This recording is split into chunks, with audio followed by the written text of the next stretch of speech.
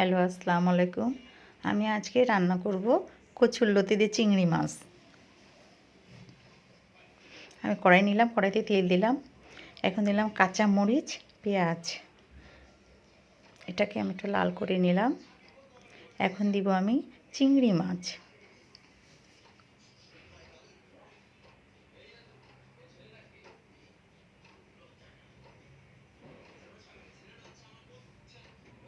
এখন দিব আমি লবণ, আদা, রসুন, জিরা, গুঁড়ো হলুদ, শুকনো মরিচের গুঁড়ি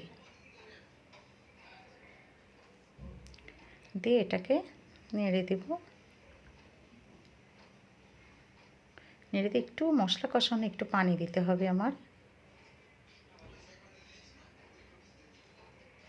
মশলাটা কষানো হয়ে গেল, এখন আমি এটাকে ভিতরে দিব, কচুরলতিটা দিয়ে দিব।